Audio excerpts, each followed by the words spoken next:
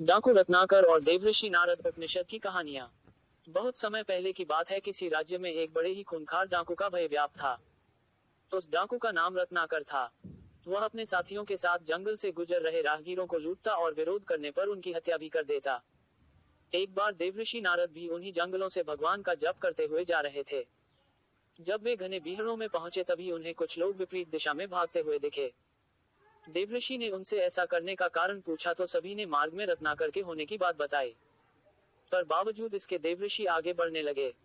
क्या आपको भय नहीं लगता? भाग रहे लोगों ने उन्हें ऐसा करते देख पूछा। नहीं, मैं मानता ही नहीं कि मेरे अलावा यहाँ कोई और है, और भय तो हमेशा किसी और के होने से लगता है, स्वयं से नहीं। ऋषि ने ऐसा कहते हुए अपने कदम आगे बढ़ा दिए। कुछ ही दूर जाने पर डाकू रत्नाकर अपने साथियों के साथ उनके समक्ष आ पहुंचा। रत्नाकर, नारद, मैं रत्नाकर हूँ, डाकू रत्नाकर। नारद मुस्कुराते हुए बोले, मैं नारद हूँ, देवऋषि नारद, तुम्हारा अतिथि, और मैं निर्भय हूँ।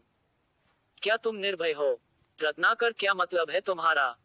नारद, ना मुझे प्राणों का भय है, ना असफलता का, ना कल का, ना कलंक का, और कोई भय है जो तुम जानते हो। अब तुम बताओ, क्या तुम निर्भय हो? रत्नाकर, हाँ, मैं निर्भय हूँ, ना मुझे प्राणों का भय है, ना असफलता का, ना कल का, ना कलंक का। नारद, तो तुम यहाँ इन घने जंगलों में छिपकर क्यों रहते हो? क्या राजा से डरते हो? रत्नाकर, नहीं। नारद, क्या प्रजा से डरते हो? रत्नाकर, नहीं। नारद, क्या पाप से डरते हो? रत्नाकर, नहीं। नारद, तो यहाँ छिपकर क्यों रहते हो? यह सुनकर रत्नाकर घबरा गया और एकटक देवऋषि को घूरने लगा। नारद, उत्तर मैं देता हूँ। तुम पाप करते हो और पाप से डरते हो। रत्नाकर हंसते हुए बोला, नारद, तुम अपनी इन बातों से मुझे भ्रमित नहीं कर सकते। ना मैं पाप से डरता हूँ, ना पुण्य से, ना देवताओं से, ना दानवों से, ना राजा से, ना राज्य से, ना धन से, ना विधान से। मैंने राज्य के साथ द्रोह किया है, मैंने समाज के साथ द्रोह किया है, इसलिए मैं यहाँ इन बीहड़ों में रहता हूँ। ये प्रतिशोध है मेरा। नारद, क्या था वो पाप जिससे तुम डरते हो? रत्नाकर, मुझे इतना मत उकसाओ कि मैं तुम्हारी हत्या कर दूं। नारद, इतना तो मैं जान ही चुका हूँ कि पाप और पुण्य की परिभाषा हमेशा ताकतवर तय करते हैं और उसे कमजोरों पर थोपते हैं। मैंने साम्राज्यों का विस्तार देखा है, हत्या से, बल से, छल से। मैंने वाणिज्य का विस्तार देखा है, कपट से, अनीति से, अधर्म से। वो पाप नहीं था। मैं सैनिक था, दुष्ट और निर्दयी सौदागरों की भी रक्षा की, वो पाप नहीं था। युद्ध में हारे हुए लोगों की स्त्रियों के साथ पशुता का व्यवहार करने वाले सैनिकों की हत्या क्या की मैंने? मैं पापी हो गया। राजा, सेना और सेनापति का अपराधी हो गया मैं। क्या वो पाप था? नारद, दूसरों का पाप अपने पाप को सही नहीं ठहरा सकता। रत्नाकर रत्नाकर चीखते हुए, मैं पापी नहीं हूँ। नारद, कौन निर्णय करेगा? वो जो इस यात्रा में तुम्हारे साथ हैं या नहीं हैं? क्या तुम्हारी पत्नी, तुम्हारा पुत्र इस पाप में तुम्हारे साथ हैं?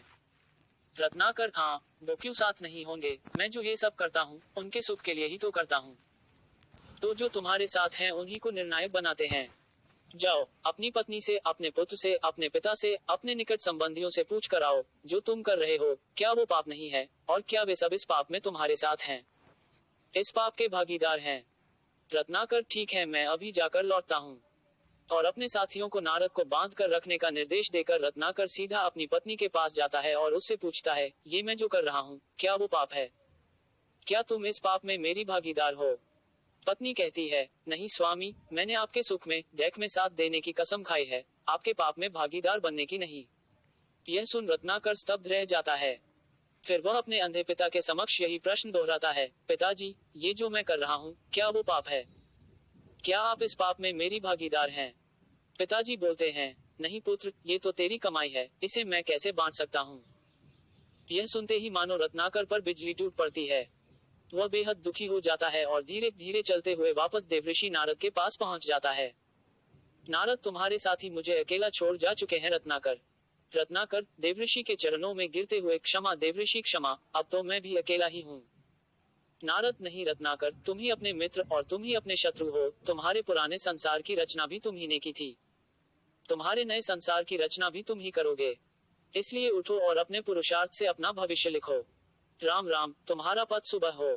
मित्रों, इस घटना के पश्चात डाकू रत्नाकर का जीवन पूरी तरह बदल गया। उसने पाप के मार्ग को त्याग पुण्य के मार्ग को अपनाया और आगे चलकर यही डाकू राम कथा का रचयिता महर्षि वाल्मीकि बना।